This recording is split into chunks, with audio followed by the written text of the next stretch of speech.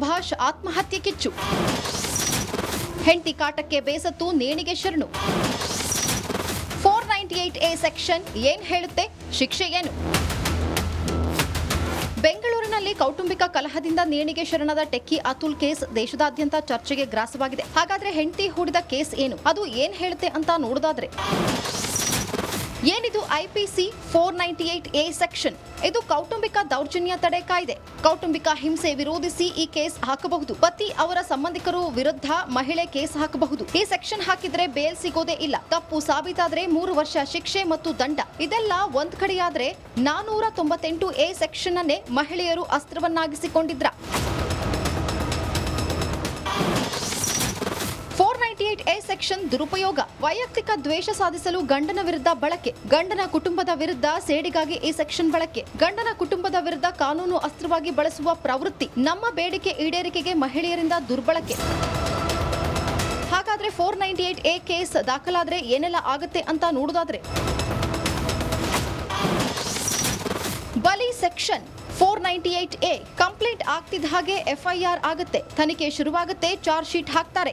ಈ ಕೇಸ್ನಲ್ಲಿ 3-4ರಿಂದ 4 ಜನರ ಮೇಲೆ ಕೇಸ್. ಈ ಹಿಂಸೆಗೆ ಪ್ರಚೋದನೆ ಕೊಟ್ಟವರೇ ಮೂಲ ಕಾರಣ. ಬೇಲ್ ಮೇಲೆ ಬಿಡುಗಡೆಯಾದಂತಹ ಕೇಸ್. ಗಂಡ ಹೆಂಡತಿ ಒಪ್ಪಿಕೊಂಡ್ರೂ ರಾಜಿಯಾಗಲು ಬರಲ್ಲ. ಸಾಕ್ಷ್ಯಗಳ ಆಧಾರದ ಮೇಲೆ ಕೋರ್ಟ್ನಲ್ಲಿ ಶಿಕ್ಷೆ ಪ್ರಕಟ. ತಪ್ಪು ಸಾಬೀತಾದ್ರೆ 3 ವರ್ಷದವರೆಗೆ ಶಿಕ್ಷೆ ಹಾಗೂ ದಂಡ.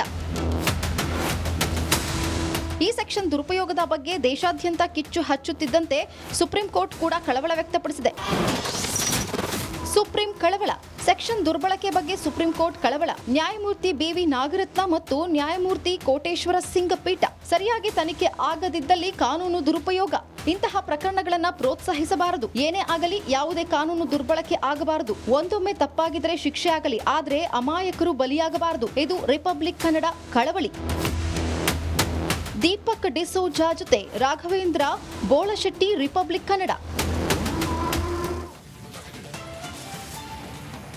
ವೀಕ್ಷಕರು, ಏನಾಗಿರೋದು ಇದು ಸ್ಟೋರಿ ಅಂತಂದರೆ, 2019ರಲ್ಲಿ ಮದುವೆ ಆಗ್ತಾರೆ. 4 ವರ್ಷದ ಒಂದು ಮಗು ಇರುತ್ತೆ. ಅವರು ಬೆಂಗಳೂರಲ್ಲಿ ಇರ್ತಾರೆ.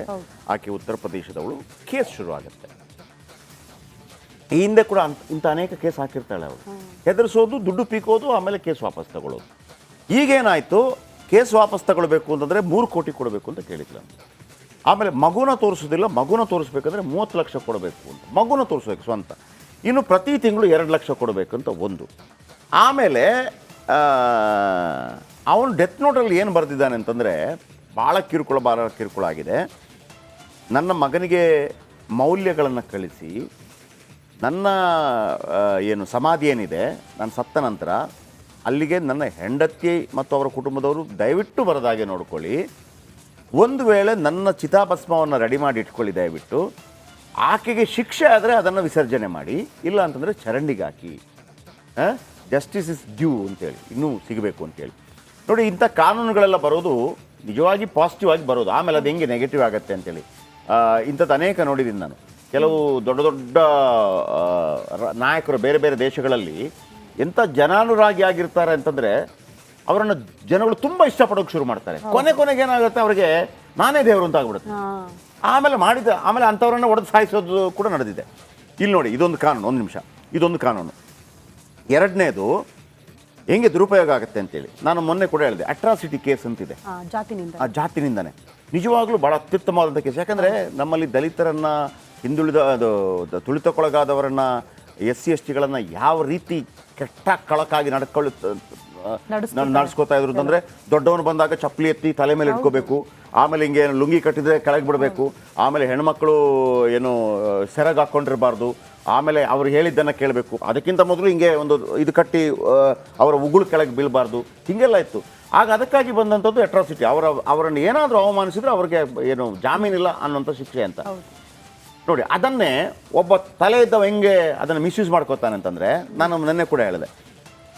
ಈಗ ನಾನೊಬ್ಬ ದುಡ್ಡಿದ್ದವ, ಆಯಿತಾ, ನಾನು ಇದಕ್ಕೆ ಕೊಡ್ತೀನಿ, ಏನು ಸಾಲ ಕೊಡ್ತೀನಿ. ಸಾಲ ವಾಪಸ್ ತಗೊಳಕ್ಕೆ ಹೋದಾಗ ಅವನು ಕೊಡೋದಿಲ್ಲ, ಅವನು ಬೈತಾನಲ್ವಾ. ನಾನು ರಿಕವರಿಗೆ ಏನು ಮಾಡ್ತೀನಿ, SC ST ಹುಡುಗರನ್ನ ನೇಮಕ ಮಾಡಿಬಿಡ್ತೀನಿ. SC ST ಹುಡುಗರ ಅದಕ್ಕೆ ಗೊತ್ತಿಲ್ಲ ಸಂಬಳ ಕೊಡ್ತವೆ ಅಂತಂದು ಅವ ಬೈದರೆ, ನಾನು ದುಡ್ಡು ಕೊಟ್ಟಿದ್ದು, ಅವ ವಾಪಸ್ ಕೇಳುವಾಗ ಬೈದರೆ, ನನ್ನನ್ನು ಬೈದರೆ ನಾನೇನು ಕೇಸ್ ಹಾಕೋಕ್ಕಾಗಲ್ಲ. ಅಲ್ಲಿ SC STಗಳು ಹುಡುಗರಿದ್ರೆ ಅವ್ರ ಮೇಲೆ ಬೈದರೆ ಅವ್ರಿಗೆ ಜಾತಿನಿಂದನೇ ಕೇಸ್ ಹಾಕ್ಬೋದು. ಅಂದರೆ ಇದೆಲ್ಲ ಆ, ಇರುವ ಕಾನೂನುಗಳನ್ನು ಕೂಡ ಕಾನೂನುಗಳನ್ನು ಮಿಸ್ಯೂಸ್ ಮಾಡೋದಂತ ಇದು ಕೂಡ ಅಂಥದ್ದೇ ಒಂದು. ಕರೆಕ್ಟ್. ಹಾಗಂತ ಅಟ್ರಾಸಿಟಿ ಕೇಸ್ ಬೇಕೇ ಬೇಕು ನನ್ನ ಪ್ರಕಾರ. ಯಾಕಂದರೆ ಈಗಲೂ ಕೂಡ ಅಂಥದ್ದು ಸಮಸ್ಯೆಗಳು ತುಂಬ ಇದೆ. ಕೆಲವರನ್ನು ಅವಮಾನಿಸಬಾರ್ದು. ಇಲ್ಲಿ ನೋಡಿ, ಹೆಣ್ಣು ಮಕ್ಕಳಿಗೆ ಸಂಪೂರ್ಣವಾದ ರಕ್ಷಣೆ ಕೊಡಬೇಕು. ಆದರೆ ಆ ರಕ್ಷಣೆಯ ನೆಪದಲ್ಲಿ ಇಡೀ ಸರ್ವನಾಶ ಮಾಡ್ಬಿಡು. ನೋಡಿ, ಕೇಸ್ ಕೊಡೋದಂದ್ರೆ ಹೆಂಗೆ? ಕೇವಲ ಅವನ ಮೇಲೆ ಮಾತ್ರನ ಅವ್ರ ತಂದೆ, ತಾಯಿ, ಚಿಕ್ಕಮ್ಮ, ದೊಡ್ಡಮ್ಮ, ಅಕ್ಕ, ತಂಗಿ ಸರ್ವನಾಶ ಮಾಡಿಬಿಡೋದು. ಈಗ ಅವನು ಆತ್ಮಹತ್ಯೆ ಮಾಡ್ಕೊಂಡಿದ್ದಾನೆ. ಆಮೇಲೆ ಅವನು ತುಂಬ ವಿಚಾರಗಳನ್ನು ಹೇಳಿದ್ದಾನೆ, ಅದು ಬೇರೆ ವಿಚಾರ. ಕೆಲವೆಲ್ಲ ನಾವು ಮೀಡಿಯಾದಲ್ಲಿ ಹೇಳಕ್ಕೆ ಬರೋದಿಲ್ಲ. ನಾಗರಾಜ್ ಇದರ ಬಗ್ಗೆ ಹೆಚ್ಚಿನ ಮಾಹಿತಿ ಕೊಡ್ತಾರೆ. ನಾಗರಾಜ್, ಇದರ ಬಗ್ಗೆ ಅವಾಗ ಸದ್ದಾಗ್ತಾ ಇತ್ತು, ಏನ್ರಿ ಹೆಣ್ಮಕ್ಳೇ ಸ್ಟ್ರಾಂಗ್ ಗುರು ಆಗಿರಲಿ, ಗಂಡು ಮಕ್ಕಳಿಗೆ ಮಾನ ಮರ್ಯಾದೆ ಇಲ್ವಾ ಅನ್ನುವಂಥ ರೀತಿಯಲ್ಲಿ ಎಷ್ಟು ಜನ ಹೆದರಿ ಬೆದರಿ ದುಡ್ಡನ್ನು ಕಳ್ಕೊಂಡಿದ್ದಾರೆ. ಇತ್ತೀಚೆಗೆ ಒಂದು ಕೇಸ್ ನೀವು ನೋಡಿರ್ಬೋದು, ಕೋರ್ಟಲ್ಲಿ ಹೇಳಿದಾಗ ಒಂದು ಹೆಣ್ಮಗಳಿಗೆ ಕೇಳ್ತಾಳೆ 2 ಲಕ್ಷ ನನಗೆ ಪರಿಹಾರ ಕೊಡಿ ಅಂತೇಳಿ, ಜೀವನಾಂಶ ಕೊಡಿ ಅಂತ. ಆಗ ಜಡ್ಜ್ ಬೈತಾರೆ, ಏನಮ್ಮ ಅಂದ್ಕೊಂಡಿದ್ಯಾ ನೀನು ಅಂತ ಬೈತಾರೆ. ಅದು ದೊಡ್ಡ ಚರ್ಚೆ ಆಯಿತು. ಆ ಮೇಕಪ್ಗೆ ಕೇಳಿದಾಗ ಅಂದರೆ ಏನದಕ್ಕೆ ಒಂದು ಇದಿಲ್ವಾ ಅನ್ನುವಂಥ ರೀತಿಯಲ್ಲಿ ಅಂತ. ಸೊ ದೊಡ್ಡ ಚರ್ಚೆಗಳಾಗ್ತಾ ಇದೆ. ಸುಪ್ರೀಂ ಕೋರ್ಟ್ ಕಳವಳ ವ್ಯಕ್ತಪಡಿಸಿದೆ. ಎಲ್ಲಿ ತನಕ ಹೋಗ್ಬೋದು, ಇದರ ಒಂದು ಅಪ್ಡೇಟ್ ಕೊಡೋದಿದ್ರೆ ನಾಗರಾಜ್. ಜಯಪ್ರಕಾಶ್, ಏನು ಅತುಲ್ ಆತ್ಮಹತ್ಯೆ ಪ್ರಕರಣ ಸಾಕಷ್ಟು ಚರ್ಚೆಗೆ ಗ್ರಾಸ ಆಗ್ತಾ ಇದೆ. ಇಲ್ಲಿ ಪ್ರಮುಖವಾಗಿ ಏನು 498A ಸಾಕಷ್ಟು ಕಿರುಕುಳ, ಅಂದರೆ ಈಗ ಎಕ್ಸಿಸ್ಟೆನ್ಸಲ್ಲಿ ಇಲ್ಲ 498A. ಏನು ಜುಲೈ ನಂತರ BNS ಜಾರಿ ಬಂದಿದೆ. ಇದರಲ್ಲಿ BNS ಸೆಕ್ಷನ್ 85 ಮತ್ತು 86ಅನ್ನು ಇನ್ಕ್ಲೂಡ್ ಮಾಡಲಾಗಿದೆ. ಅಂದರೆ 498A ಅಲ್ಲಿ ಏನಿತ್ತೋ ಅದನ್ನು ಯಥಾವತ್ತಾಗಿ ಇಲ್ಲಿಗೆ ಇಳಿಸ್ಕೊಳ್ಳಲಾಗಿದೆ. ಹೀಗಾಗಿ ಏನು ಈ ಹಿಂದೆ 498ಅಲ್ಲಿ ಏನು ಕಿರುಕುಳಗಳಾಗ್ತಾ ಇತ್ತು, ಏನು ಮಿಸ್ಯೂಸ್ ಆಗ್ತಾ ಇತ್ತು, ಅದು ಇಲ್ಲೂ ಸಹ ಆಗ್ತಾ ಇರ್ತಕ್ಕಂಥದ್ದು. ಆದರೆ ಈಗಿರ್ತಕ್ಕಂಥ ಪ್ರಶ್ನೆ ಏನು, ಆರೋಪ ಕೇಳಿ ಬರ್ತಾ ಇದೆ, ಪತ್ನಿಯಿಂದ ಕಿರುಕುಳ, ಕೇಸ್ ಹಾಕಿದ್ದಕ್ಕೆ ಕಿರುಕುಳ ಅಂತಂತೇಳಿ ಆತ್ಮಹತ್ಯೆ ಮಾಡ್ಕೊಂಡಿದ್ದಾರೆ ಅಂತೇಳಿ. ಇದು ಕಾನೂನಾತ್ಮಕವಾಗಿ ಯಾವುದೇ ರೀತಿ ಈ ಒಂದು ಪ್ರಸ್ತುತ ಪ್ರಕರಣದಲ್ಲಿ ಶಿಕ್ಷೆ ಕೊಡಿಸೋದು ಅಷ್ಟು ಸುಲಭ ಅಲ್ಲ. ಯಾಕಂತಂದರೆ ಕೇಸ್ ಹಾಕೋದನ್ನು ಯಾವುದೇ ಆತ್ಮಹತ್ಯೆಗೆ ಪ್ರಚೋದನೆ ಅಂತೇಳಿ ಯಾವ ಕಾನೂನು ಇಲ್ಲ. ಹೀಗಾಗಿ ಇದನ್ನು ಚರ್ಚೆಗೆ ಒಳಪಡಿಸೋದಕ್ಕೆ ಮತ್ತು ಇದಕ್ಕೆ ಸಂಬಂಧಿಸಿದಂತೆ ಕಾನೂನುಗಳನ್ನು ತರೋದಕ್ಕೆ ಇದು ದೊಡ್ಡ ವೇದಿಕೆಯಾಗಿ ಮಾರ್ಪಡಬೇಕು. ಯಾಕಂತಂದರೆ ಈಗ ಕೇಂದ್ರದಲ್ಲೂ ಸಹ ಸೆಷನ್ ನಡೀತಾ ಇರೋ ಕಾರಣ ಈ ವಿಚಾರವನ್ನು ಯಾರಾದರೂ ಜನಪ್ರತಿನಿಧಿಗಳು ಸೆಷನ್ಸ್ನಲ್ಲಿ ಪ್ರಸ್ತಾಪ ಮಾಡಿ ಇದ್ರ ಬಗ್ಗೆ ಏನು ಮಾಡಬೇಕು ಅನ್ನೋದ್ರ ಬಗ್ಗೆ ಚರ್ಚೆ ಮಾಡಬೇಕು. ಯಾಕಂತಂದರೆ ಕೇಸ್ ಹಾಕಿದರೆ ನಿಜ, ಕೇಸ್ ಹಾಕಿದ್ರೆ ಅದು ಆತ್ಮಹತ್ಯೆಗೆ ಪ್ರಚೋದನೆ ಅಂತೇಳಿ ನಮ್ಮಲ್ಲಿ ಯಾವ ಕಾನೂನು ಇಲ್ಲ. ಈಗಿರುವಾಗ ಅವ್ರ ಮೇಲೆ ಅದನ್ನು ಈಗ 306 IPC BNS ಅಲ್ಲಿ 108 ಹಾಕಿದ್ದಾರೆ. ಅಂದರೆ 306 ಆತ್ಮಹತ್ಯೆಗೆ ಪ್ರಚೋದನೆ ನೀಡೋ ಕೇಸು ಅತುಲ್ ಹೆಂಡತಿ ಮತ್ತು ಅವರ ಕುಟುಂಬಸ್ಥರ ಮೇಲೆ ಹಾಕಿರೋದಂಥದ್ದು. ಆದರೆ ಇಲ್ಲಿರ್ತಕ್ಕಂಥ ಪ್ರಶ್ನೆ, ಕೇಸ್ ಹಾಕೋದೇ ಆತ್ಮಹತ್ಯೆಗೆ ಪ್ರಚೋದನೆ ಅಂತೇಳಿ ಹೆಂಗೆ ಪ್ರೂವ್ ಮಾಡಬೇಕು? ಅದಕ್ಕೆ ಯಾವುದೇ ಕಾನೂನುಗಳಿಲ್ಲ. ಈ ಹಿಂದೆ 498ಗೆ ಸಂಬಂಧಿಸಿದಂತೆ ಸುಪ್ರೀಂ ಕೋರ್ಟ್ ಒಂದಷ್ಟು ಗೈಡ್ಲೈನ್ಸನ್ನು ಕೊಟ್ಟಿದೆ.